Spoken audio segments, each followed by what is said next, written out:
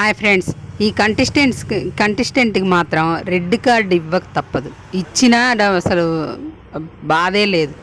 అలాంటి నిర్ణయం తీసుకొని వన్ సైడ్గా డెసిషన్ తీసుకొని ఇది చేసింది. అసలు ఆ కంటెస్టెంట్ ఎవరు, అసలు ఏం చేసింది అనేది చూసే ముందు మన వీడియోని అయితే ఒక లైక్ చేయండి ఫ్రెండ్స్. అలాగే మన ఛానల్ని సబ్స్క్రైబ్ చేసుకోండి. ఇక వీడియోలోకి వెళ్దాం ఫ్రెండ్స్. ఈరోజైతే ఒక టాస్క్ జరుగుతుంది. మళ్ళీ ఒక ఓనర్ కావడానికి టాస్క్ అనమాట. టెనెట్స్ మధ్యలో ఓనర్స్ బొమ్మలు ఇసురుతూ ఉంటారు. ఆ బొమ్మలు పట్టుకొని దాచుకోవాలి. లాస్ట్ వరకు ఎవరి దగ్గర ఎక్కువ ఉంటే వాళ్ళే విన్నర్ అనమాట. మళ్ళీ ఒక ఓనర్ అవుతారు, పర్మనెంట్ ఓనర్. ఆ టాస్క్లో రీతుని మాత్రం ఇమాన్యుయల్ తోసిపడేయరా. మరి నిన్న నువ్వు చేసింది ఏంటి? అంతే ఉంటుంది మరి రివెంజ్. నువ్వు చేసినప్పుడు వాళ్ళు ఎంత ఫీల్ అయ్యారు, ఇప్పుడు నువ్వు ఫీల్ అయితే ఉపయోగం ఏముంది? ఇప్పుడు అక్కడ మన సుమన్ శెట్టి గారు ఇట్లా చేతులు ఇసురు కొడుతున్నాడు వాళ్ళిద్దరిని. ఎవరిని? ఫ్లోరానను సంజన అని. సంజన కంప్లైంట్ కూడా చేసింది, మమ్మల్ని కొడుతున్నాడు కొడితే అవుట్ అని ఈ అమ్మాయి ప్రియా చెప్తుంది. ఆమె సంచాలకట్టుంది. మరి ఇంకోసారి కూడా చెయ్యి అట్లనే విసిరిండు, మరి అవుట్ అన్నది. దానికి తన్నేసిపోయిండు బుట్టని. అన్నలో పౌరుషం బాగానే రేజ్ అవుతుంది. అన్న కూడా రెచ్చిపోతాడు, బయటకు వస్తాడు చిన్నగా సుమన్ శెట్టి అన్న. చూద్దాం మరి ఎలా ఉంటుంది అనేది. ఓటింగ్ మాత్రం ఫస్ట్ ప్లేస్లో దూసుకుపోతాడు అన్న. ఓనర్ ఎవరయ్యారో మళ్ళీ ఒక వీడియోలో చెప్తా. ముందు రాత్రి ఎపిసోడ్ గురించి మాట్లాడుకుందాం ఫ్రెండ్స్. ఈ కామనర్స్ని తొందరగా ఇంటి నుండి గెంటేయండిరా అనిపించిందా లేదా? ఏదో పాపం వాళ్ళు సెలబ్రిటీస్ అంత ఫేమస్ కాదు, కష్టపడి అగ్ని పరీక్ష షో ద్వారాగా సెలెక్ట్ అయ్యి వచ్చారులే అని కొంచెం సపోర్ట్ చేద్దాం. మరీ బయట నెగిటివ్ చేస్తున్నారు కదా అని చూస్తుంటే మరీ టూ మచ్ వాళ్ళే చేసుకుంటున్నారు. నేను చెప్పా కదా తొందరలోనే బయటికి పోయే రోజులు వచ్చాయని. వాళ్ళని చూస్తే ఎంత చిరాకు అనిపించింది ఈరోజు ఎపిసోడ్లో. ఆ గోలేంటి, అరుపులేంటి, ఆ మాట్లాడే విధానం ఏంటి.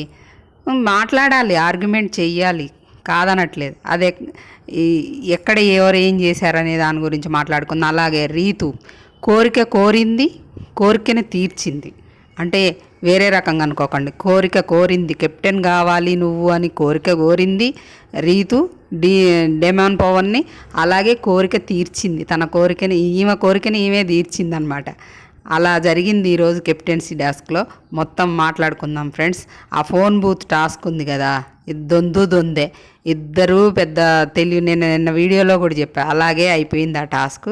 ఇక వర్షాల వల్ల టాస్కులు పెట్టలేక బిగ్ బాస్ అయితే సెలెక్ట్ చేసుకోమని చెప్తాడు. వీళ్ళని కంటెండర్స్ని సెలెక్ట్ చేశారు కదా, అందులో అసలు డెమాన్ని ఎవ్వరు సెలెక్టే చేయలేదు. ఫస్ట్ అసలు తనకి ఓటే ఎవ్వరు వేయలే. కానీ రీతు పట్టుబట్టి శ్రీజ కంటే డెమాన్ బెస్ట్, మన మాట వింటాడు, అదే ప్రియా కంటే డెమాన్ బెస్ట్ అనుకుంటూ వీళ్ళని కంపేర్ చేసుకుంటూ తనైతే లైన్లోకి తీసుకొచ్చింది. మిగతా వాళ్ళని పక్కకు దోసేసింది. ఇంకా దాని తర్వాత తీసుకొచ్చి భరణి గారు నలుగురిని తీసేయాలంటే శ్రీజాని, ప్రియాని, హరీష్ని, పవన్ కళ్యాణ్ని తీసేశారు. మిగతా ముగ్గురిని సెలెక్ట్ చేశారు. భరణి గారిని తీసేయాలని ఎవరూ చెప్పలేదు, ఎందుకంటే వాళ్ళకి కొంచెం ఏడో కొద్దిగా వాళ్ళ టీం నుండి వెళ్ళిపోయింది కదా, కొంచెం ఉంటుంది కాబట్టి అది ఫేవరిజమే. డెమాన్ పవన్ని ఫేవరిజమే, రీతు ఫేవరిజంగా ఒప్పించి నానా తంటాలు పడి ఆయన్ని తీసుకొచ్చింది. హరీష్ని మనీష్ని మన సంజన గారి ఫేవరిజమే. ఆయన అయితే కొంచెం బాగా చేస్తాడు అన్నట్టు మనీష్ని తీసుకొచ్చారు.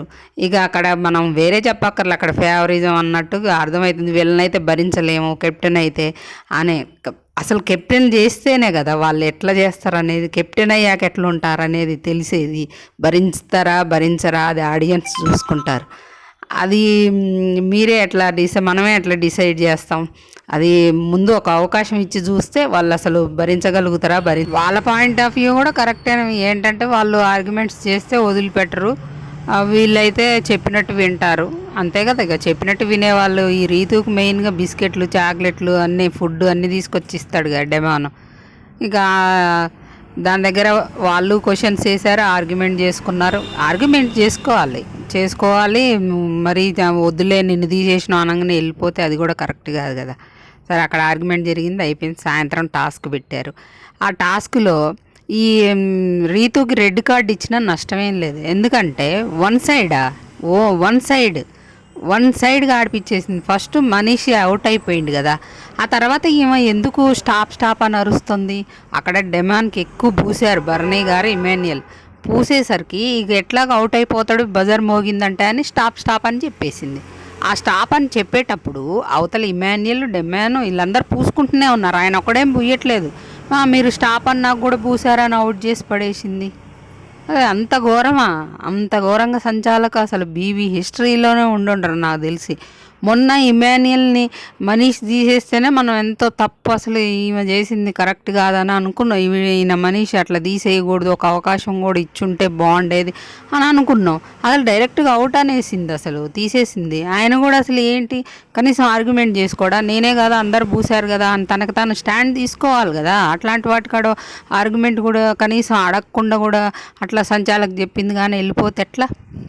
ఆయన వెళ్ళిపోయిన తర్వాత ఇంకెవరు? ఇమాన్యుయల్, డెమానే కదా. ఇమాన్యుయల్ కంటే డెమాన్ గట్టిగా ఉంటాడు. ఇంకా తను మంచిగా చక్కగా గెలిపించేసుకుంది. ఆ గోల్ ఏంది, ఆ పక్కన వాళ్ళు ఈమె మధ్యలో మీ వాళ్ళు అవుట్ అయిపోతే నాదా ప్రాబ్లం అన్నది. మీ వాళ్ళు అంటే ఏందమ్మా తప్పు అంటే ఆమెదే తప్పు అయితే బయట అందరూ అనుకుంటారు కదా. మీరు అలా కామనర్స్, సెలబ్రిటీస్ ఏందది అలా అరవాల్సిన అవసరం ఏముంది? కామ్గుండి గేమ్ చూసి ఆమె డెసిషన్ ఆమె తీసుకుంటుంది. ఆమె రైటో రాంగో ఆమె అయిద్ది, మీకెందుకు? ఇంక ఇక్కడైతే అన్యాయం చేసింది బర్నీ గారికి. లాస్ట్ టైం అట్లా అయింది, ఈసారి అట్లా అయిపోయింది. ఇమాన్యుయల్కి కూడా కెప్టెన్సీ దగ్గరకు వచ్చి పోతుంది పాపం. ఇక చాలా బాధపడతాడు ఇమాన్యుయల్ అట్లా one side decision, fair decision కాదు కదా తీసుకునేసరికి. ఇక ఈమె పోయి ఎక్కి ఏడుస్తుంది, తప్పు చేసిందని తనకు తెలుసు. ఇక దొంగ ఏడుపులు ఏడుస్తుంది మహానటిలాగా.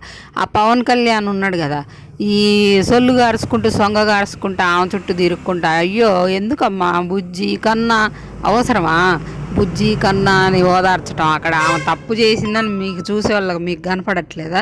వీళ్ళందరూ సంజన వీళ్ళందరూ అదే అనుకుంటారు.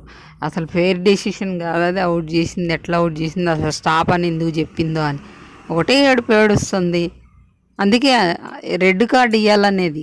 అది ఇట్లాంటి అన్ఫేర్ డెసిషన్స్ తీసుకున్నప్పుడు ఇచ్చి బయటికి పంపించిన నష్టమే. ఆమె ఎందుకు ఏడ్చింది?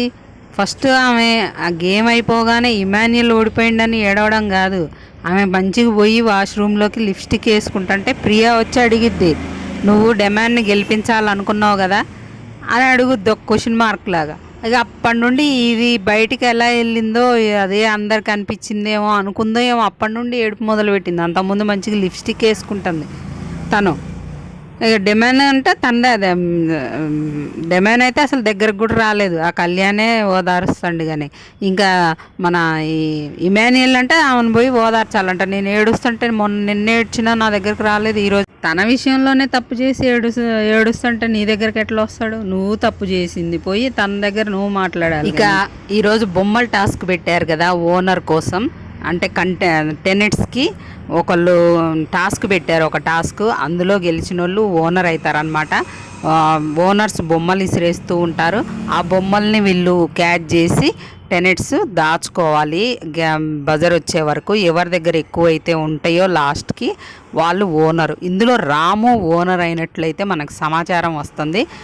ఈ రీతుకి చుక్కలు చూపించి వదిలేశారు వాళ్ళ టెనెట్స్ మొత్తం కూడా. నిన్నటి దానికి రివెంజ్ అనమాట. బర్నీ గారిని తీసేయడం కానీ ఇమాన్యుయల్ విషయంలో కానీ రివెంజ్ చుక్కలు. ఆ బాధ ఏంటో తనకు అర్థమై ఉంటుంది నాకు తెలిసి, ప్రోమో చూస్తే అర్థమవుతుంది. చుక్కలు కనపడ్డాయి ఈ బిడ్డకి. ఇక ఈ వీడియో నచ్చితే మాత్రం లైక్ చేయండి ఫ్రెండ్స్, అలాగే మన ఛానల్ని సబ్స్క్రైబ్ చేసుకోండి. ఇంకా అప్డేట్స్ ఇస్తూనే ఉంటా.